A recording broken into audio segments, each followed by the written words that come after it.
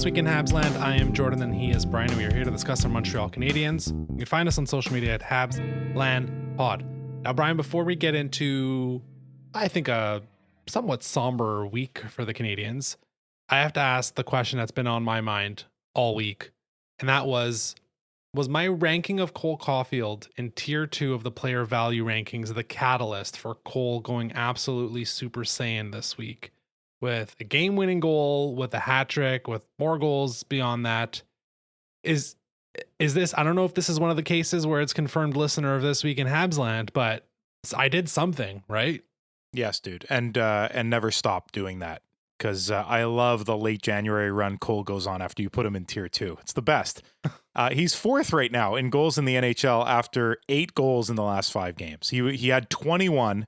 And he was like, whatever, 10th, 15th, 20th, somewhere around there, depending on who else was scoring.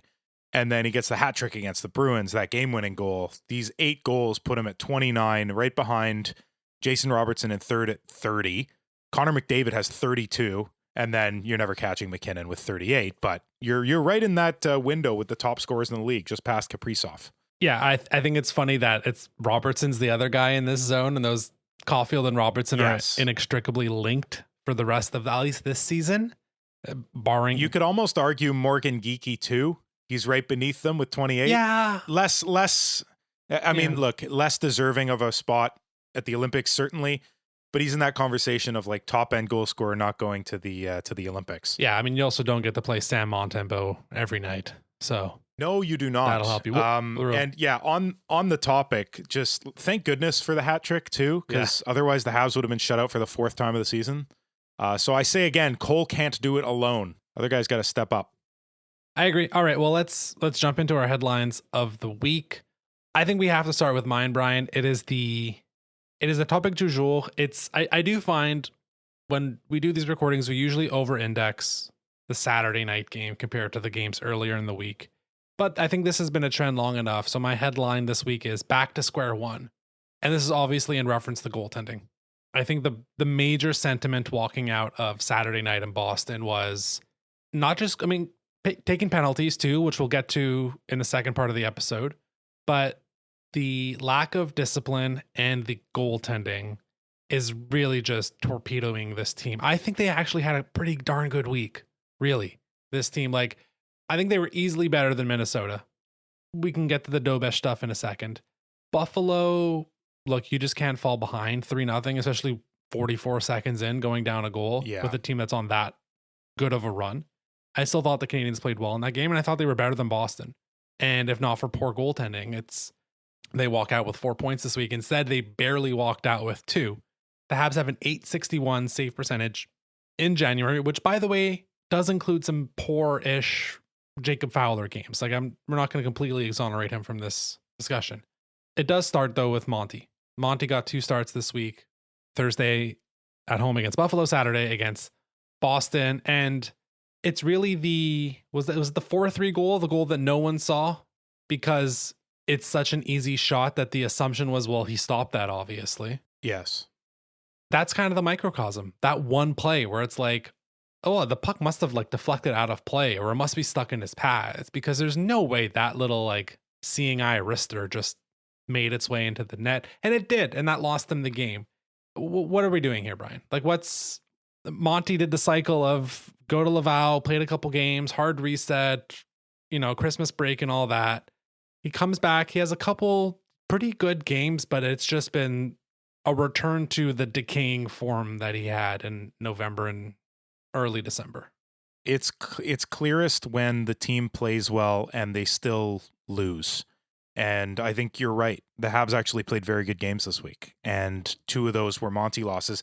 What I couldn't comprehend is going back to him after the .813 save percentage against Buffalo.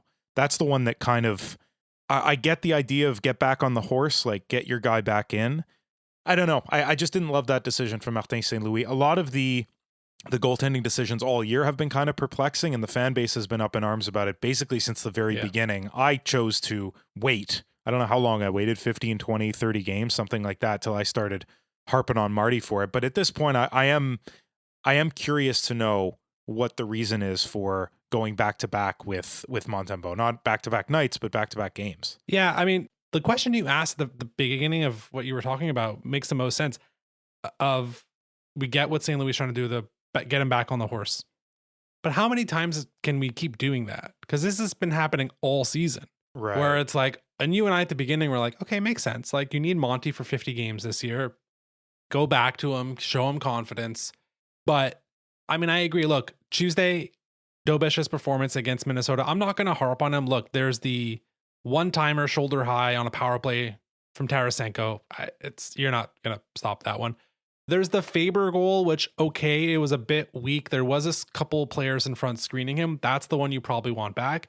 And then there's like the 5-on-3 goal at the end to make it 3-3 that I think Hudson's back on the ice by then, so it's 5-on-4. But it goes off of Goulet awkwardly and lands right in Tarasenko's lap, and it's an open net, and he scores.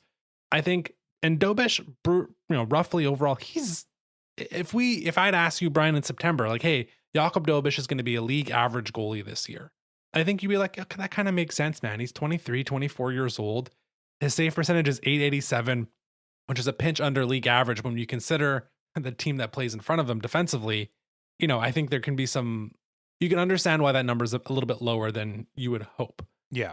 And then, yeah, I mean, the Monty goals, again, we can not always, but a good chunk of goals you can look at and be like, well, that wasn't totally his fault. And that's obviously true. Like Lane Hudson pinching up right at the beginning of the game against Buffalo, leading to the 2-on-1, and Struble doesn't know who to cover, gets a one-timer goal, and that's how Buffalo goes up 1-0. Like, okay, but we've said this all year, you got to make a save at some point to help them. And there is, in response to like my own commentary, like there is I think it was a breakaway chance by the Bruins in the third period that Monty does stop when they were still up 3-2, or maybe it was 3-3 at that point. So you make some stops, but then you let in some absolutely terrible goals. And like, so I did find one like really unfortunate stat about Monty that I'm going to share right now. Since 2006, since the big lockout, there have been 1,142 goalie seasons. So like you can have multiple prices, you can have multiple Lundqvists who have played 20 games or more in a season. Monty obviously qualifies. Out of those 1,142 goalies, Monty's save percentage this year ranks 1,138th. So he is fifth to the bottom of the last 21 seasons in save percentage. Now, in fairness to him, 5 of the bottom 6 are from this season, including our Team Canada goaltender, Jordan Binnington.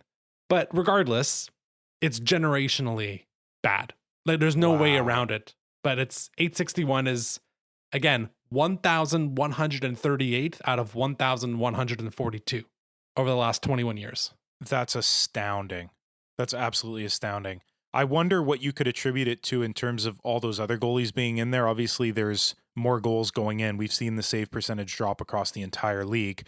The thinning out of talent by adding a 32nd team also contributes over the time. Like, you need that many more competent goalies, and it seems to be one of those positions where there are only so many starters. Yeah. And if you don't have one, good luck to you. But back to Monty, yeah, that's damning. That's kind of damning. And I you can't even really say like small sample size. No, he's played 22 games. He started 20 of them. That's enough, man. That's enough to make a declarative statement. So what's up? What are we doing? What's the game plan here? You and I talked about this in December when Monty was sent down. Fowler was having a decent run. And we said, okay, January is when this gets decided, when they have to figure out, for better or for worse, who their 2 goalies are, or at least have a sensible plan forward and understanding what they're going to do going forward. Because I think we all recognize this team is better than last year's team. It's black and definitely. white, especially that they're getting healthier. And I would love that. I wish we could focus more on this funky Evans, Doc, Bolduc line, because that would be a lot more fun to talk about than the goaltending torpedoing them. Right. Again, we'll get to the penalties in the second part of the episode. So what gets done? Because I don't actually know, man. A Fowler call back up is the first thing that comes to mind, but maybe we're just spinning our wheels in that respect, because these 2 guys are the vets and they should be able to figure it out. Why haven't they been able to? I don't know. But it's getting to a point now where if they hope to stay in a playoff spot and forget the Atlantic second divisional spot we were talking about last week. My segment about the Atlantic being so close, well, look at the results of that. You lose to the Bruins, you lose to Buffalo. Now you're basically neck and neck with the Bruins in a wild card spot instead, and the Sabres have overtaken you. So it's serious now. If they hope to make the playoffs, which that is the next step of this rebuild, is to be firmly in a playoff position. Last year, they inked in. They got in with a tear at the end. This year, we were hoping to be comfortably in one, maybe an Atlantic spot. You don't get that with subpar goaltending. You just don't. Or like, forget subpar. With bottom of the league goaltending, you don't get into the playoffs. And you certainly don't do anything in the playoffs because the team playing you has had all year to research what goes in on Montembeault and then just fire shots from the point with 3 guys standing in front of him. So it gets to a point where they have to make a call here. The trade deadline's approaching, and I'm not advising this necessarily or advocating for this, but like, is that on Kent Hughes' mind right now? Could we make some type of change of scenery trade? Because you're not going to get a great goaltender for a not good one, but is a change of scenery trade for 2 goaltenders in the cards here? So here's the tricky part, and we can dive into trade stuff in the weeks to come, but maybe before the Olympic break, we should have a proper trade discussion. The tricky part with trading goalies is the term that is going to come back. And I don't believe Hughes and Gordon would be so short-sighted to maybe get a 15 or 10% improvement in goaltending this year, only to kind of handcuff yourself to a goalie for 4 or 5 more years. I have not looked at who might be available, but I would presume the only guys being traded right now are guys who are having just as bad a season as Monty, or guys who are having slightly better seasons than Monty, but have way longer contracts, like way more term on their contract. And I don't think that's something this team wants to invest in. We mentioned that last week on the player value rankings. Like, Monty's contract is kind of a slight positive now because you're not tied into anything beyond next season. I think what they do going forward, if this is not rectified, and I don't mean like if the front office doesn't make a decision here, if the goaltending doesn't get better, best case scenario is what they did last year, first round and out. Like, that's the ceiling. That is inherently the ceiling of this team. Yep. And that doesn't mean like playoffs guaranteed. Like you said, Buffalo has been on the tear. Buffalo has snatched that 3rd spot. Detroit has not slowed down. Boston is still there. I still think Florida has a 25 game run in them post All-Star or post Olympic break. So a playoff spot is not guaranteed. But I think best case scenario, you keep this level of goaltending up. There'll still be games where Demidov and Suzuki and Hudson and everyone's scoring 5 goals there. I didn't say Caulfield again. My bad. Mm-hmm. There's going to be games where they put up 5, but is that the silver lining that like, sure, we're still winning games despite awful goaltending. We're still winning games because these dudes can't stop scoring goals, except when they get shut out. But other than those occasional shutouts, 4 goals here, 7 goals here, 5 goals here. Really impressive. Yeah, I mean, they scored. Maybe this is the wrong week to talk about that because they lost 2 games, only scoring 2 and 3 goals. But like, that's still something. Like, you scored 9 goals this week and you picked up 2 points. Like, 3 goals a game should get you more than 2 points. Very good point. Very good point. So now, if you fix goaltending, and again, fix goaltending could simply be a Fowler call up, stabilizing it, tandem with Dobesh, whatever. I still believe in there being a bit more I believe in a longer playoff run if goaltending is figured out. And I don't mean elite, I mean average, because it has been 27th, 28th, 29th in the league most of the season. There's that couple week stretch there where it picked up and this team was a runaway train. But it's, again, back to square one. This is where we were 6 weeks ago. And you and I had said, like, how much time does Monty get? And we said, well, we think it's going to be a short leash, like 3-4 games.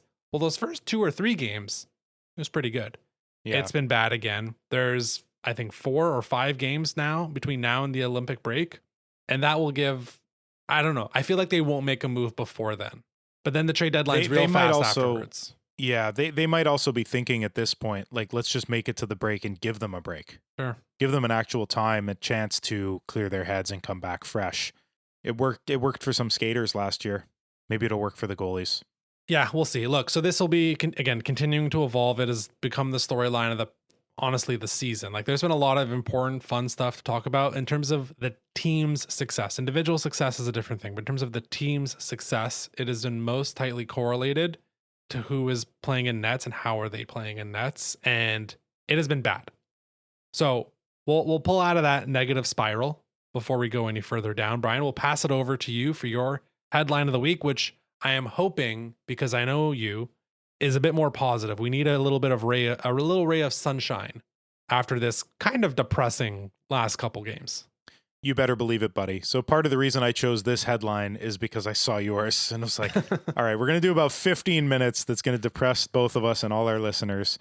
So I'm going to try and think of the most positive thing I can think of, and that is Ivan Demidov's rookie season. So my headline of the week is Gegroot. Yes, Gegroot. You're hearing that right. You know the term GOAT? Yeah, greatest of all time? Yeah, okay. So how about greatest Habs rookie of all time? It's not me throwing up. It's Gegroot.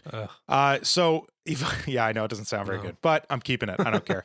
Demidov, he got a bunch of points this week and passed Suzuki and Caulfield's rookie seasons with this 4-point week. Pretty impressive stuff. So his 43 points at the moment are good for tied for 20th with Cole. I said he passed Cole because he did it in 15 less games than Cole did in his rookie season. So as you said last week about those two dudes, Caulfield, Suzuki, they didn't have monumentally incredible rookie seasons or anything like that. They started strong, but nothing insane. What Demidov is doing is something different. To have gotten to this point in 15 less games than Caulfield, in almost 20 less games than Suzuki did, and to be on pace for third, yes, passing Lane Hutson's rookie season last year, among all Habs rookies of all time, that's a really impressive tear. So the guys at the top, just to look at it for the fun of it, the number 2 guy, Mats Naslund. The number 1 guy, I had to look up a little bit, Kjell Dahlin. Right. Number 1 rookie, yes. 71 points. Yes. Okay. I had to do a little digging on him to figure out who that was. Then Lane Hutson, as we know, as a defenseman, very impressive. Guy Lafleur after that was 64. Chelios after that was 64. Ryder 63. And then you go into the 50s and 40s and etc. One incredible one to point out, though, 48 points in his rookie season. Now you might say 48. I mean, like 4 games from now, Demidov will have it. Yeah, Joe Malone did that in 20 games played, Jordan, in the 17-18 season. Yes, a lot of the players were off to war and he got to stick around and tear it up, but 44 goals in 20 games and 4 assists. Yeah. That's absolutely, talk about a pure goal scorer. Back to Demidov. He's on pace right now for between 68 and 69 points. So 2 behind the 71 that Dahlin and Naslund did in the 80s. So an incredible pace. He's not necessarily heating up because I think his best, at least in terms of the results, the point scoring was like late November, basically all of December. Then January, he's doing fairly well. If he heats up again, he will pass these and have the most points of any Habs rookie of all time. And I chose to present this segment as not like a league-wide thing because, as we've talked about, like Matthew Schaefer has a really good chance. He's incredible. But by the same token, the more that Demidov pulls away in terms of points and the more that he does all over the ice, I think the more compelling the argument is for him. Now, I still don't think no matter how much he deserves it, he'll get it. I don't think most media members and people who vote on that want to give the Montreal Canadiens 2 Calder's in a row. Okay, lots to chew on there. But I'm going to get in front of any potential backlash from some of our more older listeners and say Ken Dryden before we're talking maybe a bit more skaters. Yeah, that's true. You know what? I looked at only skaters. That's very fair. So okay. All right. Second. He's how would I even Getroot? It's greatest Gegroot. That's what it is. Second greatest Habs rookie of all time, behind Dryden. Gegroot. Okay, so go whatever. I'm not even gonna try. It's interesting. I mean, look, it's we saw him make a bunch of plays this week. Guys just couldn't totally convert. I mean, Lane Hutson did. That was the 3-2 goal, I think, against Buffalo or Minnesota. I don't know. I'm getting confused. Anyways, it was one of the nice. There was a quick one-timer off the Hudson on the short side. There was a couple other ones with Kapanen that he couldn't totally finish this week. So Kapanen I feel like that number could have gone up. Interesting where Kapanen will end up on some of these lists.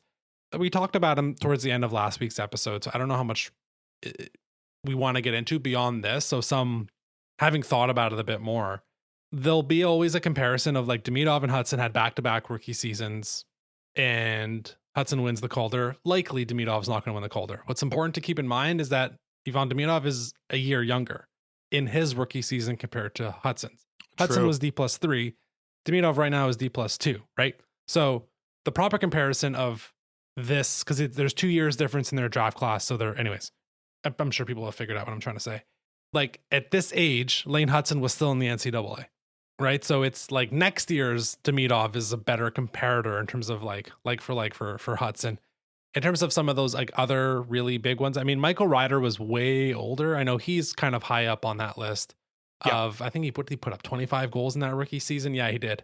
But I think Ryder was like a 23 by then. He's quite a bit older. I mean, but I don't think it's out of the realm of possibility that we're going to look at it and it's going to be one of the best 5-10 rookie seasons of all time. And he has now 29 games left to kind of provide a final stamp here.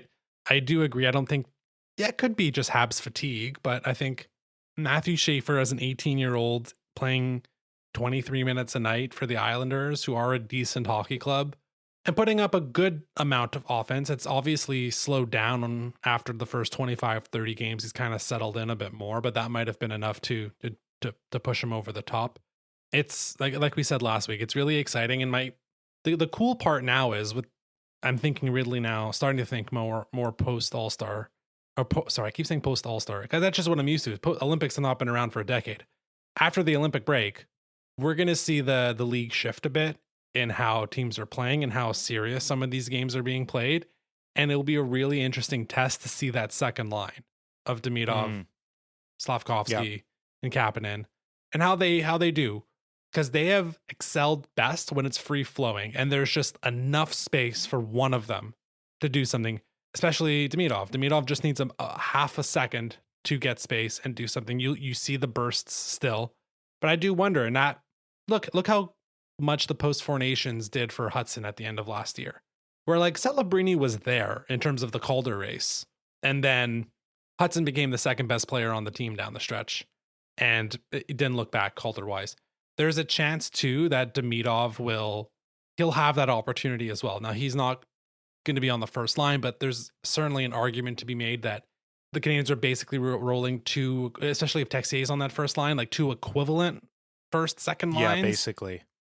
So point is like the opportunity is going to be there for Demidov to do something with it. And, you know, in terms of like the historical aspect of it, there's so many great Habs rookie seasons. I almost feel, so I was doing this exercise with Caulfield, like how much, like what does he need to do to get to 200 goals and where he stands right now all time? He basically needs to get to 40 this year and get to 40 or 42 next year. And I'm just looking at him like, damn, he would still be only 26th in all-time Habs goal scoring if he just cracks 200. So it is kind of like almost a little unfair for someone like Demidov and for Lane Hudson to like, oh yeah, you did good, kid, but we still have Mats Naslund and Guy Lafleur and Chris Chelios and Ken Dryden. Right. And not to be like shortchanged, Carey Price's rookie season in 2008 was awesome.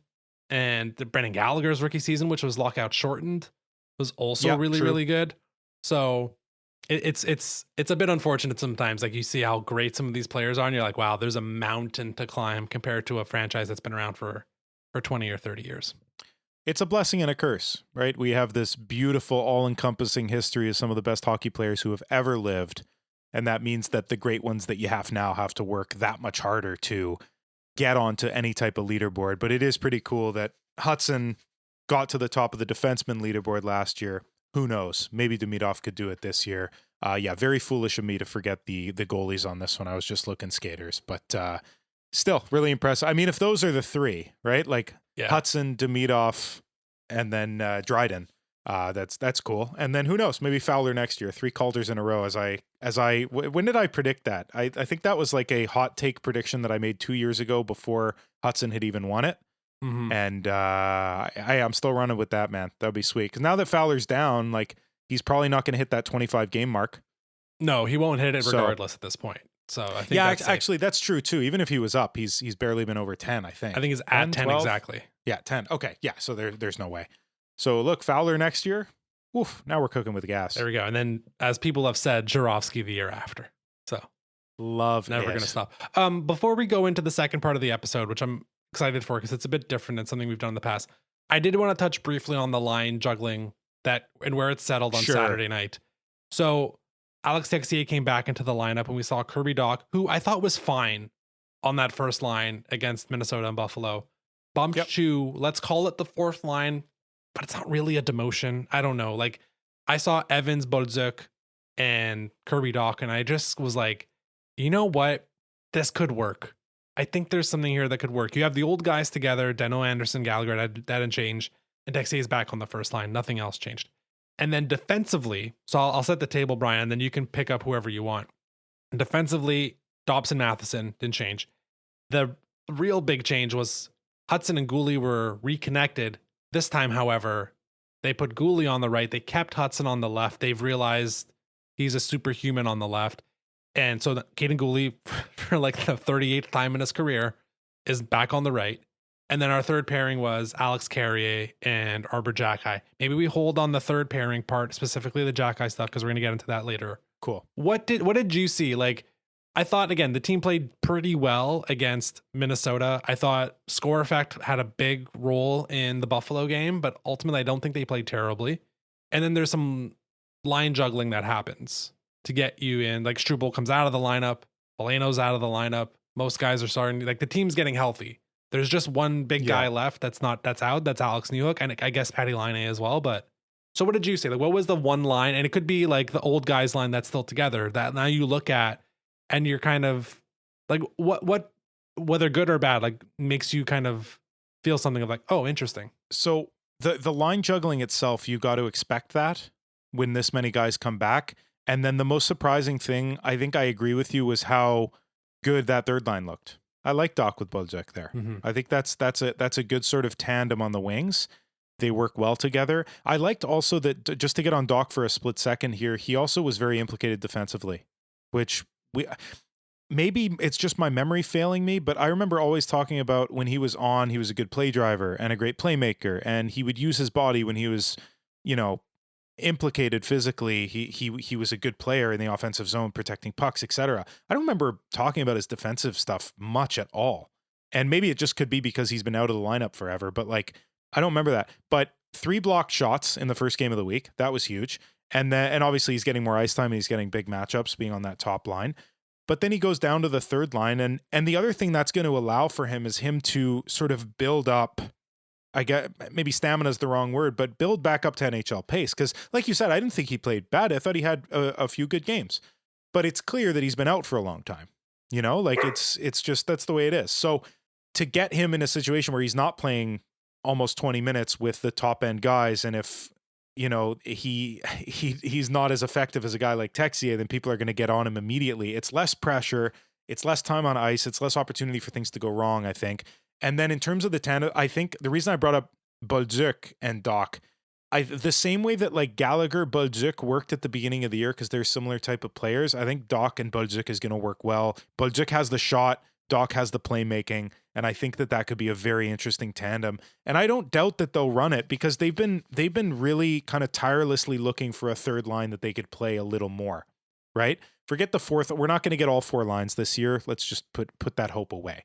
What we could do is get a serviceable third line that's good enough that they could play quite a bit more than the fourth line, take a little bit of pressure off the top two, and if they could provide some offense like that would be glorious. So I think that's really the attempt here, is leave Texier up on the first because it's working. It's not world beating, but it's working really well. And then you get another very skilled player for your third line, and everything's a little more balanced. So one thing that is interesting is now we're really just viewing Kirby Dach as a winger. I know we started the season at center, but the emergence of Oliver Kapanen in the trade for Phil Danault has really kind of squeezed out the centers. Like, we have found 4 centers that they mostly trust. Like Danault, I love how much Marty's doing the Dvorak with Danault, where he'll be on the ice and I'll be like, oh, cool. It's like whatever line is out there. I'm like, oh, Demidov's out there. And then I just squint. I'm like, why is Danault out? Oh, face off. And I'm appreciating that. We said, right, like the first 8-10 games, whatever of the year, when they were paired together, at least, that Bolduc and Doc worked. And we were kind of wondering, with Doc coming back, how can you put those guys back together? Neither of us ever said like, oh, with Evans, and actually make them exactly. be the wingers, which I think is Right. kind of brilliant. And I'm hoping it kind of sticks together because, like, let's just do this quick experiment. Last year, Evans, Armia, Heineman. This year, Evans, Doc, Bolduc. It's not totally the same, but you could argue it's going for the same impact of big guys will play tough, more skill. Like there's, I mean, Armia, Doc, like skill wise, not too dissimilar. Like Armia has a better shot, but I mean, so does Heineman over Bolduc. But like it's almost a recreation, and it's probably the best approximation to what an Evans line probably should be doing, right? Interesting. Yeah. And the other piece is, with Beck going down, you want to retain that energy there too. And that kind of does that as well. And the other part is Newhook will come back and he will be in the lineup. I don't even want to think about that yet because it's so long off, and Marty's gonna change the line 6 times before he comes back. You know what I mean? Like what is it? Mid-March we're expecting him? Yeah. So in the next month and a half, I don't doubt Marty will change, at least maybe not the top 6 very much, especially that second line, but like third and fourth line, I think are going to flip-flop a handful of times. Sure. But until Newhook gets back. Sure. There's also 3 weeks off where nothing will happen. That's very true too. We'll see. It's something to keep in mind. Quickly then, Gouli on the right, Hudson on the left. I think this just makes sense. Like you can't just keep someone like Caden Gouli playing 15 minutes a night and having other defensemen rotate in on the right to get him more ice time and just bench Struble or Jackeye because he's on your third pairing. Like that's what was slowly starting to happen. And it's like, no, what they're really trying to do right now is they have their 3 guys that they trust the most. And where they can, they're giving them breathers. And one is Dobson is on power penalty kill 2 now instead of penalty kill 1. And that's really like, we trust Carrier. We want to give Carrier a bit more time, but we don't want to mess around too much with these pairings. And then the inevitable of like Gouli back with Hudson, but this time it's flipped compared to what it was this time last year, where it was Hudson right, Gouli left. They flipped it.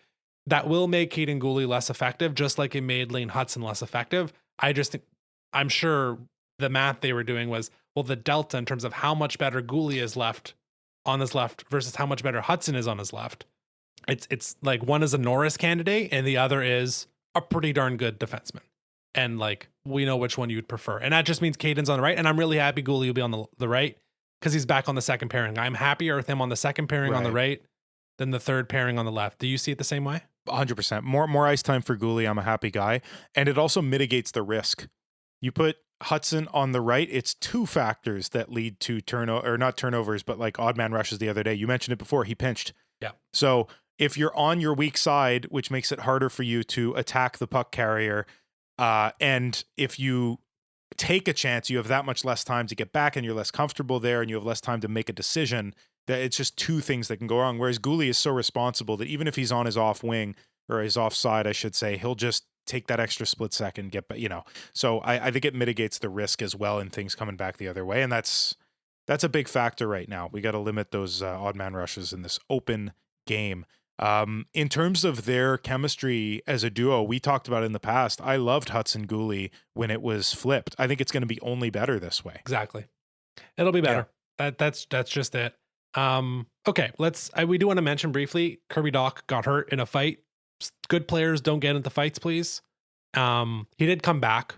So he got whatever. He didn't end up playing, I think, 8 minutes. So he played basically 3 or 4 minutes. He came back late in the second, I believe, and played an okay amount in the third. So fingers crossed it was just like a bad cut on a visor or something, and he's good to go. But that was a bit scary considering that David Reinbacher got hurt earlier in the afternoon, again, in the Laval game. Kirby Dach then gets injured in the first period, and I was just looking around for bubble wrap for Caden Gouli at that point. Because I was that like that's you get bad news comes in threes. Anyways, it seems like Doc's okay. Fingers crossed on Reinbacher. So second part of the episode, I wanted to do something a bit different for this episode right now. I will say, and Brian knows this is not going to be a perfect segment, but I think this is kind of the first iteration of it. I think when we do this in the future, Brian, we'll maybe have worked out some of the words. But essentially what I wanted to do, because we're 50 plus games into the season, we're almost 3/4 of the way through. sometimes we kind of get entrenched in our own opinions and we create our own narratives. And after 15 games, we see it some way, and then we try to find we have selection bias where we try to find the same things to go this, one way or another. Sometimes there's pride and we don't want to change our opinion.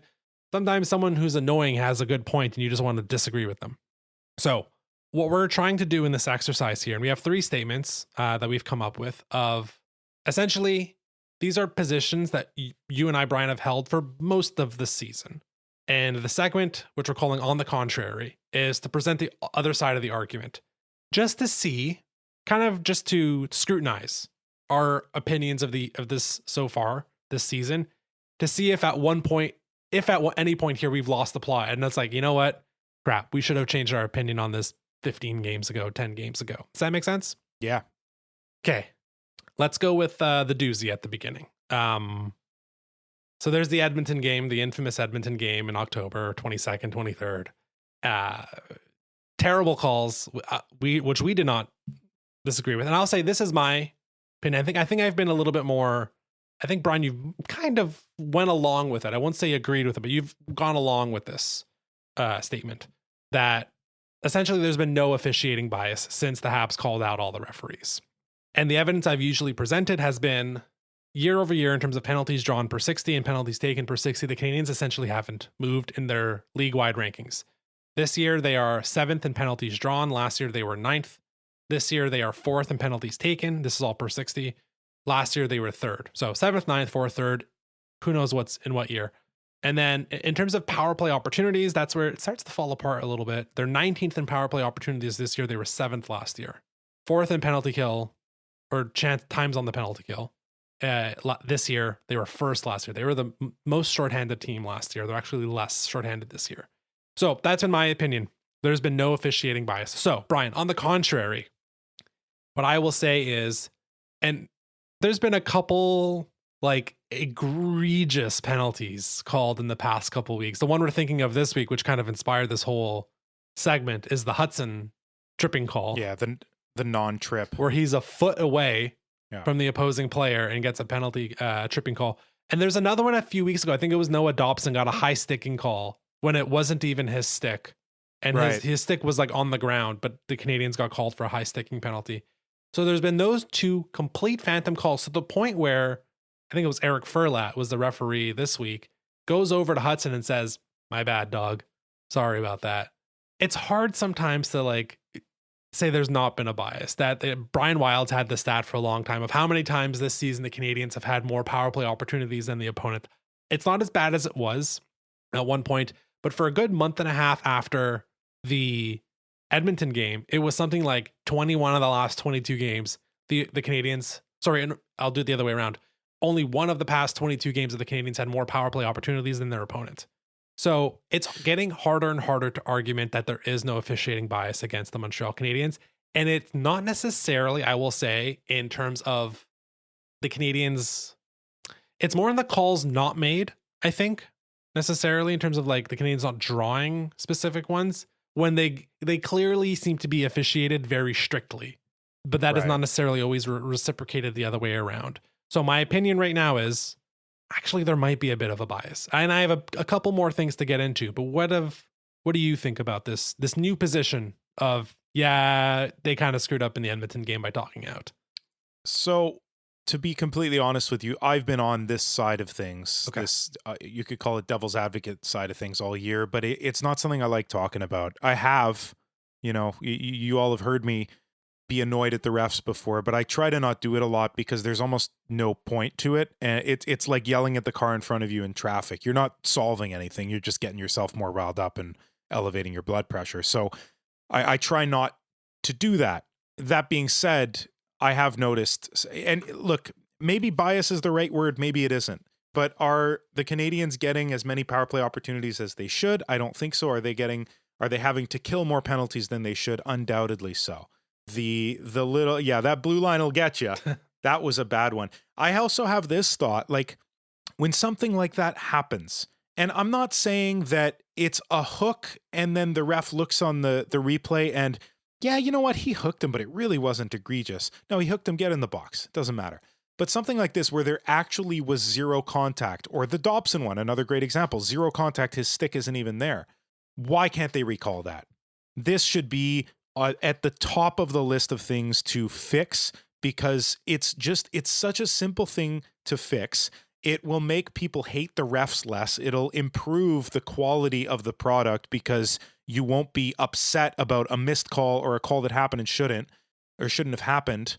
And the gambling companies that you so love, Batman, people won't be up in arms because they lost their $25 betting on the Canadiens because they didn't get a power play when they should have, and instead are killing a penalty that was undeserved. So like, for so many reasons, it just makes sense for them to be able to call something back. Now, I get the downside of this, like why you wouldn't do it. It's because there's too much gray area. That hooking example I did before, like at what point is it egregious enough that the ref can go, okay, never mind? No, so yeah, it's an imperfect solution. It's just I'm almost grasping at straws trying to think of anything that would be better than this, and that's just one of the possibilities. So a couple things. So first of all, like we've been saying, we've been lightly tracking this all year. Penalties have gone up year over year. Like, where did I say it? The Canadiens are fourth in penalty kill opportunities conceded per game this year, 3.27. Last year they were first with 3.13. So they were taking less penalties last year, and they were the most penalized team. Whereas this year they're taking more penalties, but they're down from first to fourth.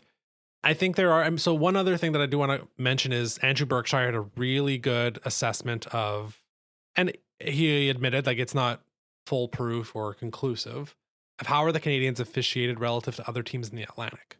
And I went through it. It's really, really thorough. It was on Habs as Eyes on the Prize. People should read it. I think there was 2 different articles about it. His only real conclusion, it wasn't that the Habs are getting a worse whistle. It wasn't about, the Habs are getting way more tripping calls or hooking calls. Like there's some interesting stuff that like Boston takes a crap load of hooking penalties. The one part that I found was convincing enough was in terms of, we all know this, referees do game management when the game is tied versus when you're leading versus when you're trailing. When you are leading, you are more likely to take penalties concede power play opportunities. When you are trailing, you are more likely to get power plays. Now, part of that is a natural progression of how teams play when they have the lead versus when they are trailing, right? Teams that are trailing tend to have the puck more. When you have the puck more, you tend to draw more penalties because you are the ones with the puck.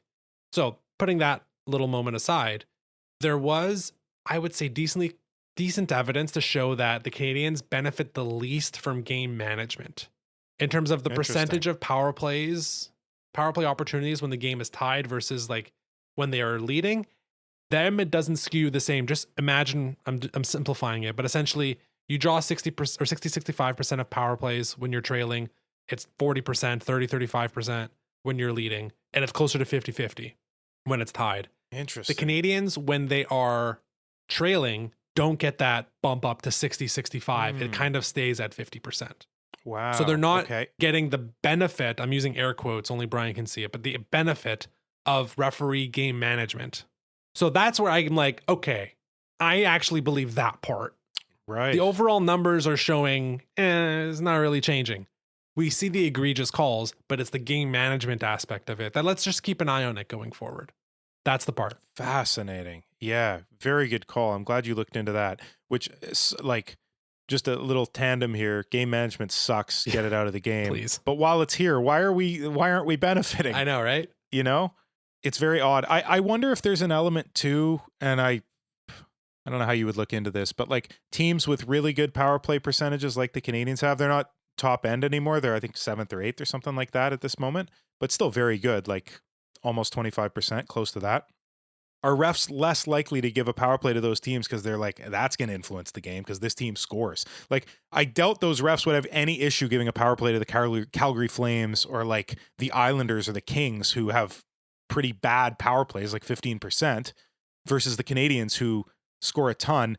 And then that could you extend that to the Bruins, who historically, I mean, their fan base talks about it every year, but there is some truth to it when you look at the actual stats that the Bruins do get the raw end of the deal a lot of the time. Now, is that the way that the Bruins have played historically, that the refs are like, if they see a 50-50 call, they're like, nah, he's messing with it. He's trying to get away with something there. In the box you go, you got to be on your jersey. So it's really fascinating. Yeah. I would sincerely hope that if and when the Canadiens make the playoffs, that we're not going to see any of this. Because look, right now it matters, but then it really matters. And that's when penalties get called less. So the difference now between 5 and 6 power plays in a game, I think is less detrimental than the difference between 2 and 3 power plays. Yeah, that's right. So let's move. We have 2 more to do. Brian, I'll do my second one quickly because I want to spend a bit more time on yours before we can wrap up. Cool. So my second one is my stance for most of the season, and I think I've been very explicit about it the past month, is I'm out on Arbor Jacki and that whole experience. So on the contrary, I think Jacki has won the spot over Jaden Struble in the past month. Clearly, like, people were upset that Jacki was a scratch on Thursday night against Buffalo, and were very much equating like a lot of the BS going around. I think there was there a big hit on, there was a hit on Caden Gooley that a lot of people didn't like. And they're like, well, that wouldn't happen if Jacki was in the game. Now, see, I'll stop. I don't believe, but maybe I'm wrong.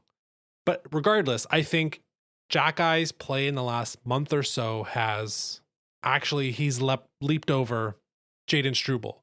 The issue with Jacki has been like, who the hell do you play him with? Now that everybody's healthy, it would likely be Carrier, who has been the guy he's been with most of the year, to be fair. He's played over 240 minutes at 5-on-5 with Carrier. Beyond that, there's been the Struble-Jacki pairing, which is just a train wreck. We've seen a bit of Lane Hudson there. We've seen a bit of Adam Engstrom there when he was up with the team when there was a lot of injuries.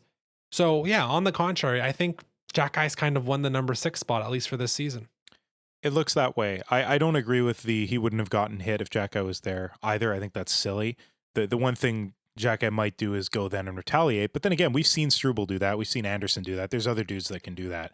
But Jacki does it better, the enforcing thing and the protection thing. So all he has to do really to get the spot over Struble is be about as good. Mm-hmm. And he has been. Yeah, like I think on both fronts, the offense from those guys is, not that there was ever much to begin with, has completely vanished. So that's just, it's tied at 0-0 on that front. And then, look, Marty's just really not trusted Jacki much this year. He's averaging around 11 and a half minutes per game, which is considerably down from his first 3 seasons where he was more 14, 15 minutes per game. And you're seeing it in the way that he deployed for a while the penalty kill, where he had Mike Matheson double shifting instead of having one of Struble or Jacki do it, right? So, again, we've said about it for a long time. Like, the perfect version of Arbor Jacki is a number 6 defenseman who's playing 12 minutes a night. Now, I think we were hoping some penalty kill. We were hoping for a bit more offense. And that not being there has been a struggle. However, again, this is purely in a battle that's been going on for 3 years now with Jaden Struble. I think Jacki's, to this point, like, pulled ahead. And at what point, Brian, do you think St. Louis is going to stop the rotation? As long as everybody's healthy. At what point, and we've seen him do it a little bit in the past, but like, at what point is this rotation of Jacki in for 2, Struble in for 1, Jacki in for 1, Struble in for 2 going to kind of slow down, and we'll see a cementing? Again, now that everyone is, knock on wood, healthy, we're just going to see Jacki as the number 6 guy. I think a trade is required for that to happen, because it's bad asset management to squander Struble and not play him at all, because he's not valueless. Sure. We did our rankings last week. He was not at the top, certainly, but like, there's some value there. And to some team out there who needs a big defenseman, maybe they see Struble and they want him. Or maybe somebody has bad scouts, like the ones that thought that Justin Barron was a defensive defenseman. Someone might want Struble, is what I'm saying. So maybe a trade needs to be in store. And look, we've also talked Engstrom. Yes, Reinbacher just got hurt, but he's in the pipeline. Like, there's other Ds that are potentially soon to be ready to come up. Engstrom is. So there's too many dudes for the amount of spots, so you might have to move one. Then again, if it's the difference between making the playoffs and not, which even as I'm saying that, maybe it's not, like, is the difference between Jacki and Struble that big that it would manifest itself that way? I don't know. I don't think so. No, honestly, it shouldn't really. But at this point, if you are not going to be able to fix that goaltending problem that we talked about at the beginning of the episode, everywhere else needs to be figured out. Right. They have to basically play like a 105-point team to make it to 95 points with the goaltending they have. And that includes making the correct decision of Jacki over Struble going forward. Right. We had it really good in the past when, maybe not near the end of last season when Svard was having trouble, but like when he had slowed down almost completely. But like Savard being the 5th or 6th D, sometimes he was higher up, but like having a guy who's a vet who really knows their stuff and does the things they do really well, and you know what to expect all the time, that is a blessing, even when they're an imperfect player. And it's really the inconsistency of these two guys that is kind of infuriating, because they'll have one game where you're like, wow, he's serviceable. If he plays like that all year, we can use him all year. And then the very next game, turnover in the defensive zone or completely missed assignments. I mean, that one, most of the defensemen have those at times, but that bottom pairing has it a lot. The Carrier thing is interesting because in the past, he has solidified both of those guys at one point or another, both Struble and Xhekaj. So if Carrier is perpetually on the third pairing with them, which makes sense, Goulet belongs in the top 4, Matheson, Dobson back together, it's great. Carrier will solidify that. So it might become less of an issue as we move forward, but still, it's almost like Carrier's that guy that you want as your consistent 6th, then you need another 5th, or you just leave Carrier as your 5th, and you just need flat out another guy. And maybe Engstrom's that guy. Yeah. Well, we can pause that one here for now because I think healthy Engstrom, healthy Reinbacher, you don't have to twist my arm too much. Anyways, that's not the point. Brian, we'll pass it over to you for your one flip-flop, let's say, or your one change in opinion. I'll pass it to you. So my change in opinion is, and this one's surprise, like if you haven't listened to us all year, but you listened to us in the past, you'll be like, no, you've held this opinion always, you silly goose.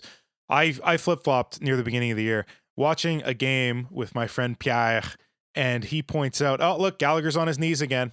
Oh, he's on the ice again. Gallagher spends more time on the ice than he does on his feet. And it shattered the glass for me. It's all I could see from then on for weeks. And as the fan base started to get more and more infuriated with Gallagher's play, I think it started poisoning me a little bit. And I started having the opinion pretty early in the season that Gallagher is done. And so that is my statement. Gallagher is done. I said, I really hope that last year was not his swan song. And then as the season progressed, I was like, I think it might have been. But I want to flip this. So on the contrary, I think that Gallagher might simply need an Anderson-style revival. The way that Josh Anderson was typecast as a top 6 guy, a power forward with scoring, no hands, but scoring. And then we realized, no, this is not it. And Marty put him in the right position, the position to succeed, which is bottom 6, aggressive forechecker, defensively sound, kills penalties with speed, and then goes and scores shorthanded goals. Like that's the dude. That's the guy we're talking about here. So I think that Gallagher might just need that, a new role, or it might just be as simple as an external viewpoint shift. Like the fan base and everybody looking in on his game, not thinking about the contract anymore and just thinking about the player. So I want to talk a little bit about the progression of his career, because he has changed his game a little bit over the course of his career. Like at the start, you talked about his rookie season, a very skilled crash the net style shooter, a top 6 goal scorer. And then he starts to increase how much of a rat he is, and he gets comfortable making other teams' goalies uncomfortable and starts scoring a lot by rebounds and just being planted there in front of the net. And then he starts playing with Danault and Tatar, and the defensive acumen just grows and grows. He gets that intelligence. He starts really being in the right position at the right time when he's defending, gets a stick in passing lanes, etc. And then now with Martin St. Louis, the thing that we had noticed a couple years back was that even for the older players, they're improving their off-puck positioning, because that's such a Marty philosophy. Like, you only have the puck 5% of the time, so be in the right position to receive it and be able to help your guys. So like his reads have improved under Martin's tutelage a big time. So what's the next step here? And I think that the intelligence doesn't go away. The speed might go away, but his positioning is still good. So if he is put with other defensive players who can be matched up against the opposition's top lines, because like that's what he did with Danault and Tatar, then he might be able to still be a valuable member. And if you want to attack any points I've just made right there, feel free, because I have a lot of stats as well to go over next as to like why he's not done. So, I mean, the easiest place to attack is on the like finding a new, like in the Anderson comparison, it's, well, he was playing top 6 on the power play, and that really just wasn't a good fit. And now he's bottom 6 penalty kill, and he's solid. Brendan Gallagher is already bottom 6. Brendan Gallagher is, truthfully, doesn't belong on the power play. He shouldn't be on power play 2 at this point. Never been a penalty killer. How much lower can you go? How much smaller can you make his role? Like, he's playing what? 12, 13 minutes a game. I'm sure it's a career low. I don't even have to check it, but I'm sure it's the least he's played as time on ice per game in his career at this point. Like, it might be rivaling the rookie season with Terrier, but it's probably at the very bottom because he's a fourth liner and he's still getting second wave penalty kill. So you got a power play. He's still getting like a minute 30, a minute 20 bump there, but generally it's not there. So full disclosure, I did see you wanted to talk about Gallagher. The one, I was trying to find a number because I know you're about to just unload a bunch of data on us. So I wanted to look at one stat-ish thing that try to quantify what I'm thinking about. Like, eye test wise with Gally, it seems like once you're at, the 25th second of the shift, it's over. The gas tank is empty. I know you're going to talk about his hustle in a moment, so I'm not going to ever shoot that down. What I was looking at is, so NHL Edge has this stat on like the number of bursts you have, which is, and they group it by anytime you've skated over 29 kilometers. I think it was 29 to 32 kilometers, 32 to 35, and 35 plus kilometers. So if you're just grouping that all together, and how many times Brendan Gallagher has skated faster than 29 kilometers an hour? It's 292 times this year. League average is 265. So he's actually above-ish league average. That's more or less 50th percentile when it comes to how many times he's gone fast this season, how many times he's like flown up the ice. The issue is, however, this stat is counting for every single hockey player. So I would presume we're including the guys that have played 10 games, 20 games, 15 games, 7 games, 25 games, 30 games, when Gallagher's played every game this season. So truthfully, that number is probably, in terms of per game on average, way lower than the rest of the league. And no, that again, that's maybe me trying to like morph a stat into something, but I really do think what he has 4 goals this year, his shooting percentage is like 4.5%. Yeah. He can't stay long out there on his shifts. He's incredibly insulated. He's now playing with the best defensive center on the team, probably. I think we'll still give that title to Dano over Nick. It's a struggle. So I'll stop there. Like, obviously I'm going to push up against that. I don't think that surprises you, but I'll pass it back to you to see like, how can you maybe keep pushing with this perception that, fighting against the perception that it's over. Right. So yeah, the shooting percentage is the lowest it's been in his whole career. You're right about the time on ice, lowest it's been in his career, for sure. The other thing that I'll say that's a little damning to add to your like bursts thing, he plays a dump and chase style. When do you skate the hardest? When you've just dumped the puck in and you're chasing it down. So like a player who makes controlled entries like Juraj Slafkovsky does or Nick Suzuki does is going to have less bursts just by the fact that they're not dumping and chasing. So they don't have to do that.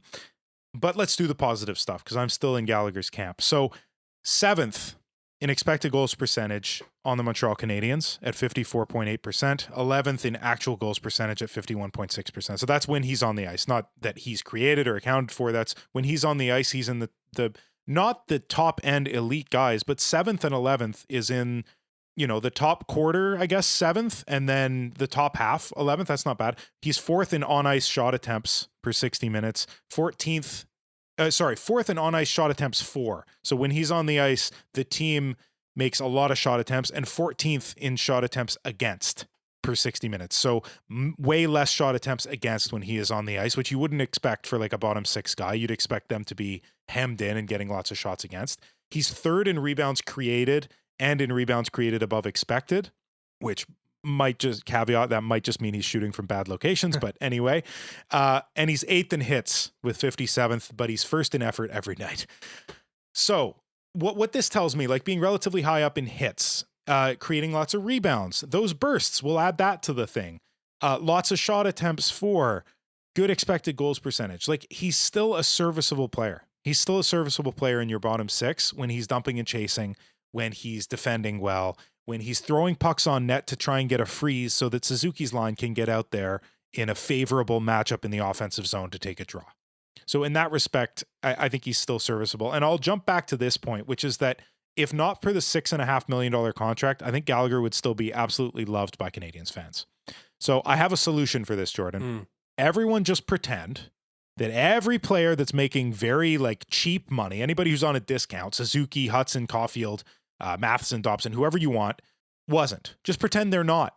That more than makes up for Galley's big contract. Like how much money should Caulfield, Suzuki, Hudson, Dobson, Matheson all together be making more than they are? 10 million-ish?